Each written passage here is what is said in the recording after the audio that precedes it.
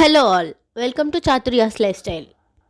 ఈరోజు ఈ వీడియోలో వినాయకుడికి ఎంతో ఇష్టమైన తాలికల పాయసం ఎలా చేయాలో చూద్దాం. చాలా ఈజీ అండ్ సింపుల్ వేలో ఈ రెసిపీ ఉండబోతుంది. మీరు కూడా ఒకసారి ట్రై చేయండి మేము చేసిన విధంగా.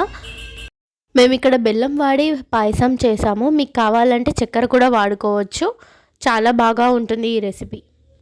ముందుగా ఒక గిన్నెలో 1 కప్పు గోధుమ పిండి వరకు తీసుకున్నాము. దీనిలో కొద్దిగా నీళ్లు పోసుకుంటూ ఒక రౌండ్ బాల్ వచ్చే వరకు ఒత్తుకోవాలి. పిండి కొంచెం గట్టిగానే ఒత్తుకోవాలి, లేదంటే తాలికలు విరిగిపోతాయి. ఇప్పుడు కొద్దిగా పిండి తీసుకొని మనం తాలికలను తయారు చేయాలి. తాలికలు తయారు చేయడం మీకు ఎలా వీలైతే అలా చేయొచ్చు.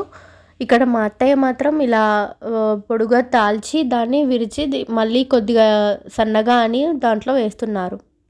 అలా వేసిన ప్రతిసారి ఒకదానికొకటి అంటుకోకుండా మనం పొడిపిండి చల్లుతూ ఉండాలి, లేదంటే తాలికలు అంటుకుపోతాయి. ఇప్పుడు ఒక గిన్నెలో నీళ్లు పోసుకొని అవి మరిగాక మనం ముందుగా చేసి పెట్టుకున్న తాలికలు వేసి మరిగించాలి. తాలికలు మంచిగా ఉడికాక బెల్లం వేసుకోవాలి. మీకు కావాలంటే చక్కెర కూడా వేసుకోవచ్చు ఇక్కడే.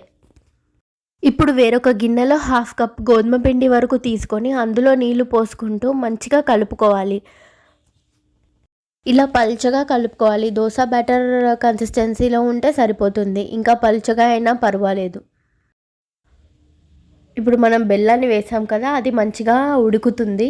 సో ఈ టైంలో మనం పల్చగా తయారు చేసి పెట్టుకున్న పిండిని వేసి మంచిగా కలపాలి. ఆహా, చూసారు కదా ఇక్కడ ఎంత బాగా కలుపుతున్నారో మా అత్తయ్య, చూస్తేనే నోరు ఊరిపోతుంది. ఇది దగ్గర పడిన తర్వాత 1 కప్పు పాలు వేసుకొని కలపాలి మంచిగా. ఇంకా లాస్ట్లో ఇలాచీ పౌడర్ యాడ్ చేసుకొని మంచిగా కలుపుకొని స్టవ్ ఆఫ్ చేసుకోవడమే. వినాయకుడికి ఎంతో ఇష్టమైన తాలికల పాయసం రెడీ. మీరు కూడా ట్రై చేసి ఎలా వచ్చిందో చెప్పండి. Thanks for watching.